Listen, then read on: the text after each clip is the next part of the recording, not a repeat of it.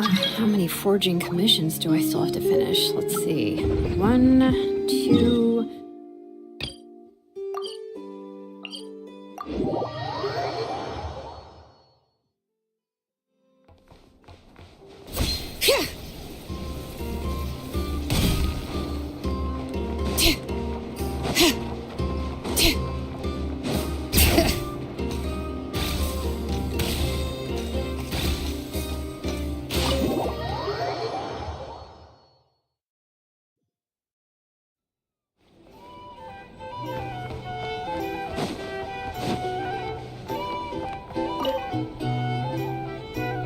How have you been holding up? Any adverse reactions? If you start to take a turn for the worse, make sure you tell me right away. You don't need to worry about me, Grandmaster. I'm fine. I mean, I barely did anything, so... What? You're too humble, young man. You played an indispensable role in the battle for Nod-Krai. We can't thank you enough for your support. Sometimes, when people praise you, it's because you deserve it. The best thing is to accept it calmly and with grace. It's important to learn how to respond to words of admiration. Let's do a quick demonstration. Albedo, that was an incredible feat of alchemy. The pressure was on, but you worked flawlessly at lightning speed to get the job done. Thank you. I can't take all the credit, though. Durin played a big part in forming the alchemical array. See? Did you catch that? A masterclass in how to take a compliment. Okay, yeah. I did work pretty hard to help prepare for the battle. No point denying that. Hey, you guys!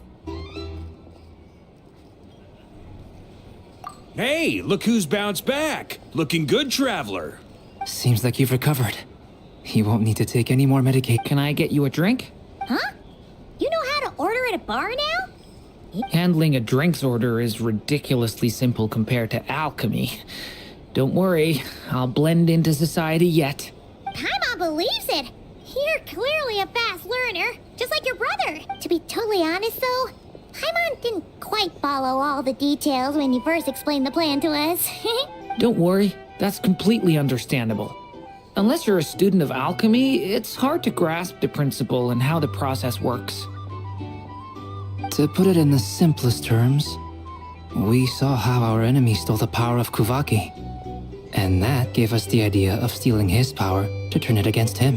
When facing an enemy you have no hope of defeating, it's best not to engage them in battle. So, instead of looking for a way to overpower him, we decided to help Khaenri'ah get strong enough to at least stand up to him in a fight. For this to work, we had to analyze his modes of attack, confirm who his main target was, and make sure that he wouldn't go beyond the range of the alchemical. For added security, we prepared a total of 4 arrays.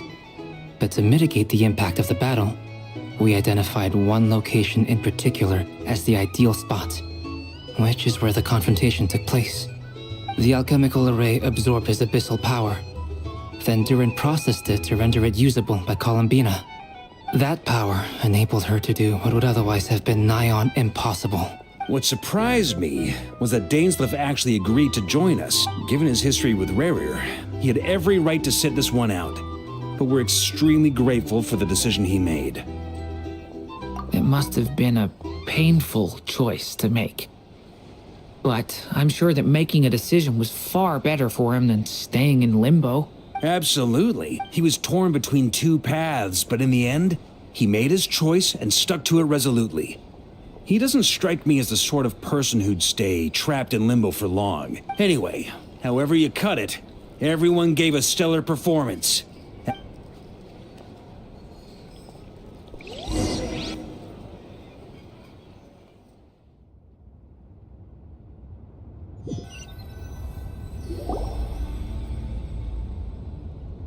That's the only reason you're here. Yes, I've thought a lot about it. And I've realized that you, me, and Arlecchino should be friends. I think this is very important, so I felt I had to come and tell you. Well, this is a new one. I'm so moved. I can't even hold my teacup. If that's all, you can leave now.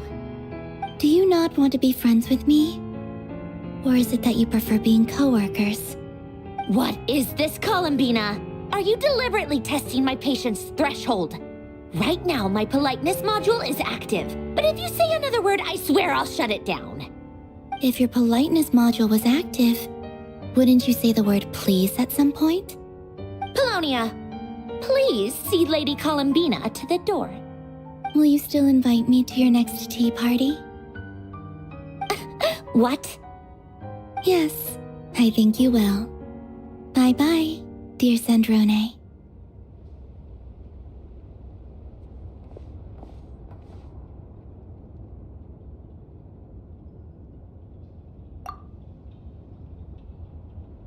Last time, the Wild Hunt escorted you out.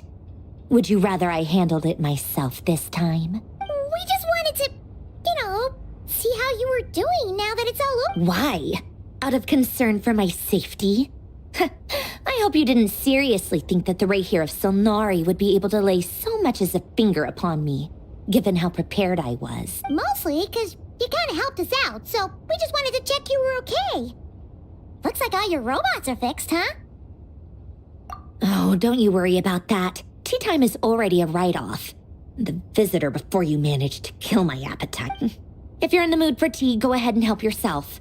Otherwise, it's going to waste. My coasters are still missing in action, though. Use this notebook instead. Whoa! Pretty hefty notebook. Look at all those calculations. You can ignore those. They're just dumb scribbling. I doodle and write in my free time. Sometimes I remember the distant dreamlike past. Sometimes I imagine the far-flung future. And other times, I grit my teeth and note down all the crazy nonsense going on in the present. Some people do the crosswords in the newspaper. This is my equivalent of that. Trying to predict the future is like daydreaming. And writing about the present just makes me furious. The past is my favorite. If nothing else, it's already set in stone, so I don't have to rack my brains trying to figure it all out. Huh. Although, having said that, the only vaguely interesting memory in my past is probably that guy they call Lord Artificer. Who else? Pretty much all the mecha and Fontaine are his personal handiwork. Wait, are you saying you know him? Like, personally? As a friend? I guess we were friendly enough. Yep. In fact, I'm probably the only normal person left who knew him at all. We used to chat occasionally back when he was still around. Before he passed away, he asked me to destroy all his manuscripts. I honored his request. But I did read through everything first before destroying them. I couldn't let the genius of Lord Artificer Alain Guillotin disappear like that. Would have been such a waste. So, that's where the formulas in your notebook are from? I just told you. Those are my equivalent of crossword puzzles. They're just dumb formulas that I solve for fun when I'm bored. Alain's work was like epic poetry. The formulas in my notebook are just silly little riddles in comparison. Not that there's anything bad about them. At least, solving those riddles isn't going to hurt anyone. Except me, because I lose a few brain cells in the process. Anyway, while we're on the topic, I might as well tell you about what happened to him and his friends. Alain Guillotin had two close buddies, Renee and Jacob. They spent their childhood years together in the Narzissenkreuz Institute. They were all quite competitive, so there was some rivalry between them, but it was a friendly rivalry. But beneath the friendship and the rivalry ran something deeper, a sense of nostalgia for the past. Unfortunately, childhood would end, the prophecy would come true, the apocalypse would arrive, and the future would never be. A mad dream that would normally only capture the minds of lunatics began to take root in their hearts. A dream of saving the world. And if Renee and Alain had been people of lesser wits, that dream would probably have ended up as something for them to joke about in their older years. But alas, they were some of the sharpest minds around. They nurtured that dream with the full power of their intellect, and it grew into something that ate away at their souls. The first of them to fall under its spell was Renee. Against Alain's wishes, he persisted in experimenting on a mutual friend of theirs to try and save their life. Alain did not approve and parted ways with Renee. It's complicated. Alain wanted to believe that Renee only did what he did for the sake of their friendship. But when he told me about what happened, I could tell he still had some suspicions about Renee's motives. Perhaps the seed that would grow into a nightmare had already sprouted in Renee's mind. Even then, the next time they met, Renee's soul had been completely engulfed by the dream of salvation. His futile attempt to change the tide of fate only resulted in a wave that swallowed up the world, even before the apocalypse came. And although that wave died down eventually, I hear that it just recently came back with a vengeance. As I understand, Renee wanted to live out his dream of salvation once more. But I'm told that the attempted resurgence finally died out for good. At long last, Renee awoke from his deluded dream. Though of course by then it was far too late. What do you think of Renee? Do you admire his transcendent genius? His view that any price was worth paying to achieve the lofty goal of saving the world? Or do you despise him? Dismiss him as an evil madman who wrought havoc on the lives of everyone around him as he pursued his delusional dream. Same difference, really. Just a matter of perspective. Doesn't surprise me. You share one thing in common, after all. You both want... The only difference is, your dream came true. I don't like fanatics who give up their whole lives for their ideology.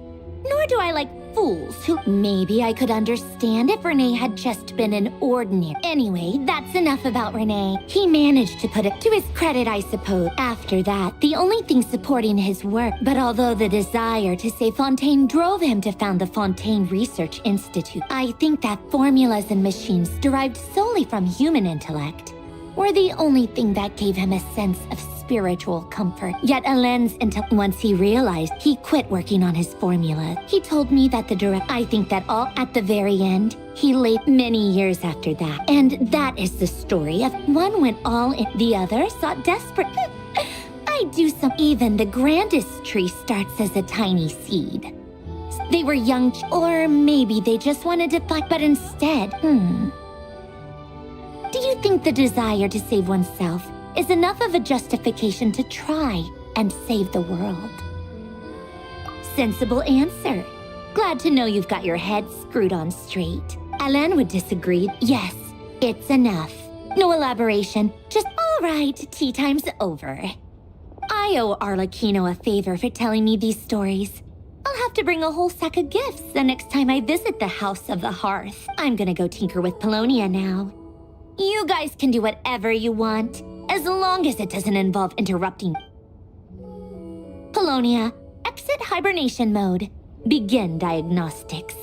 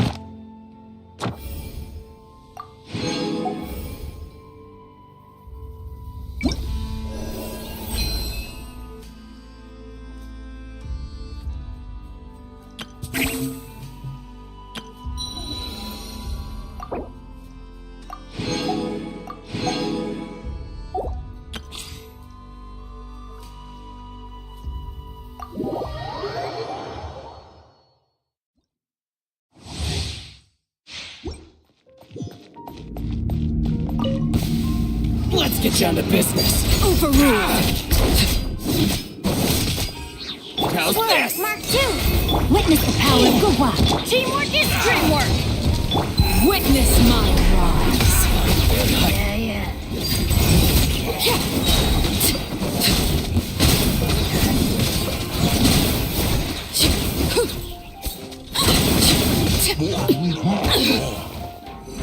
Everlasting as the moon.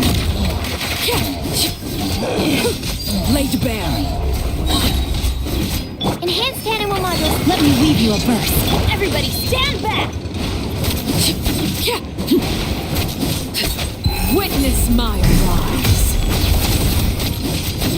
Transfixed.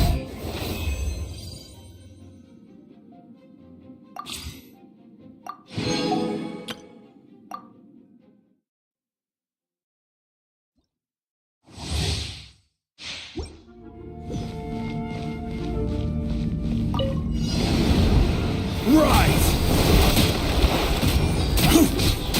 Attack! Teamwork is dreamwork. I will have order. Quake! Crumble! Attack! That's the way. Eat this! Everybody stand back. This is order. Quake!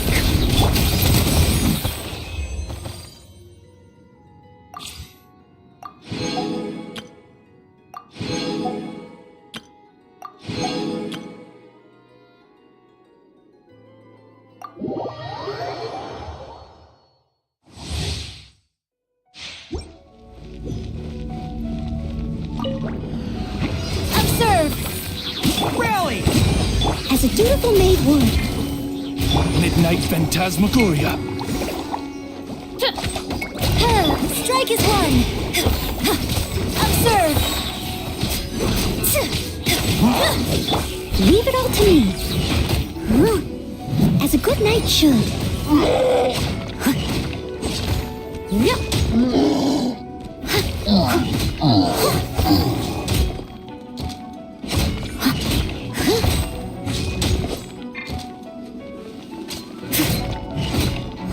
To the very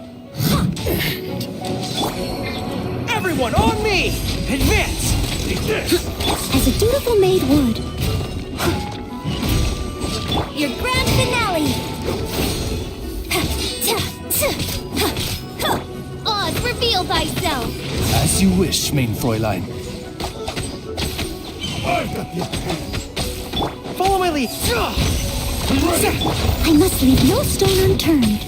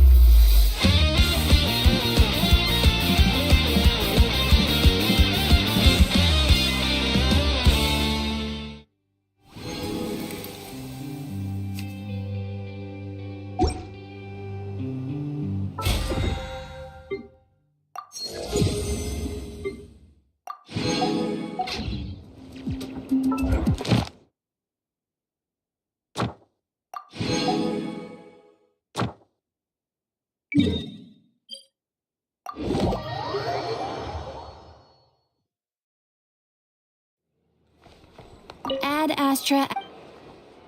Thank you for Ad Astra.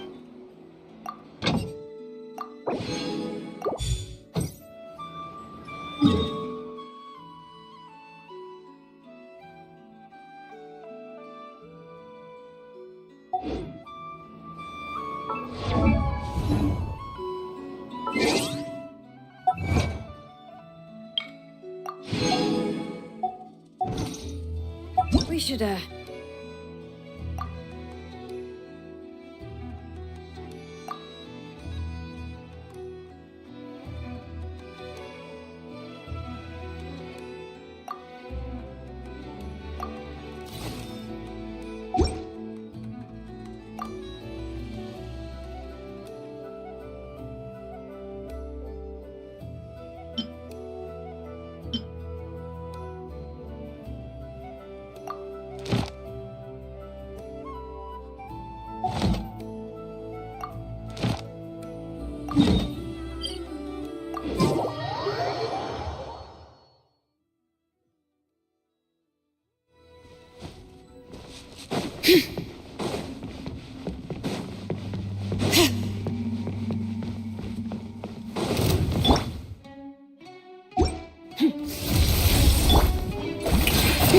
bring it!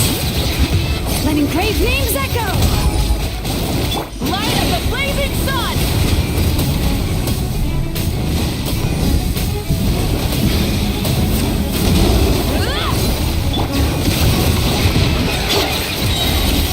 Another star goes out!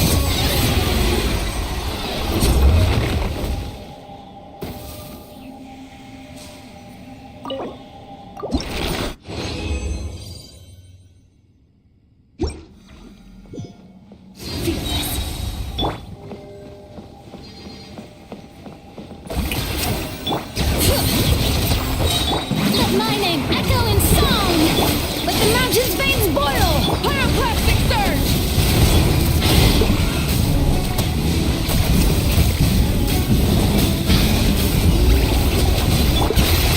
Paradigm shift!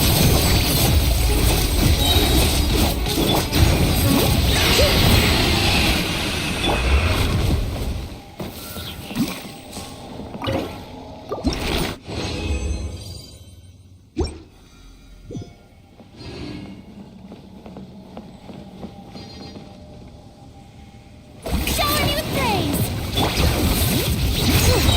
Letting praise names echo! Another star goes out! Wrath from the skies!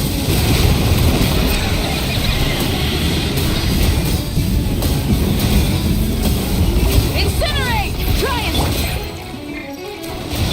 Let the world collide! Bring it! Try and stop me! Light up the blazing sun!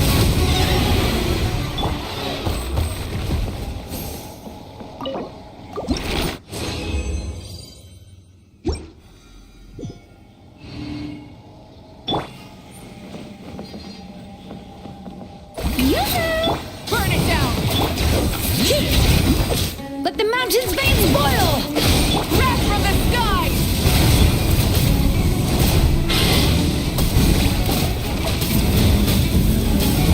Incinerate! Merciless! Light it up! Incinerate!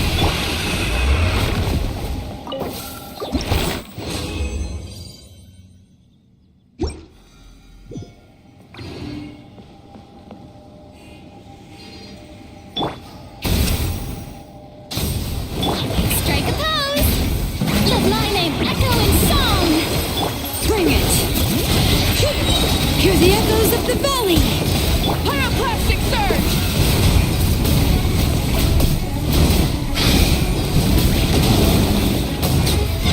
Incinerate!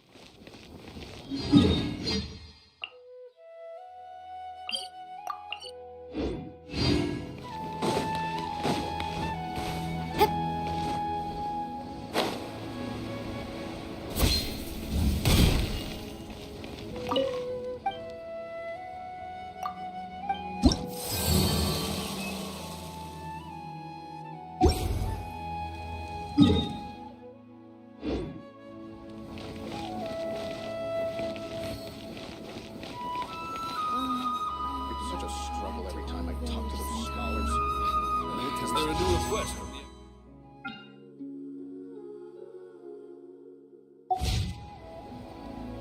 No news is good.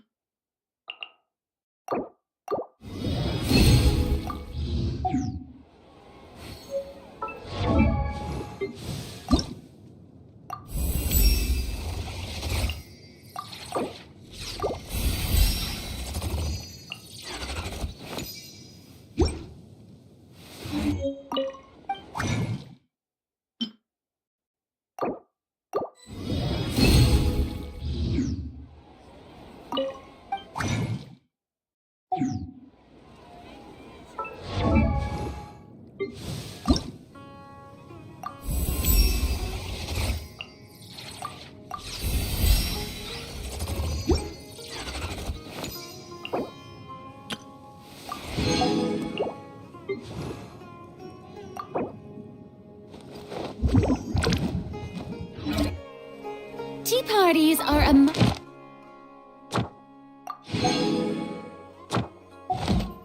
for the well-mannered.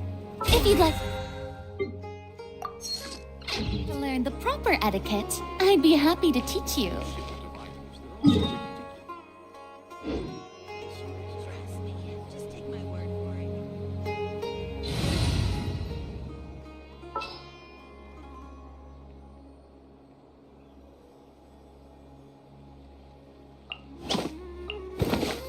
Want me to join?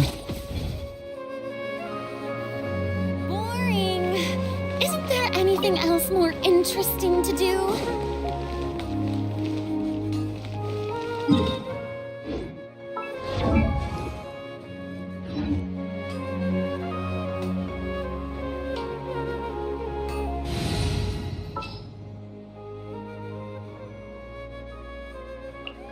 Bags packed and...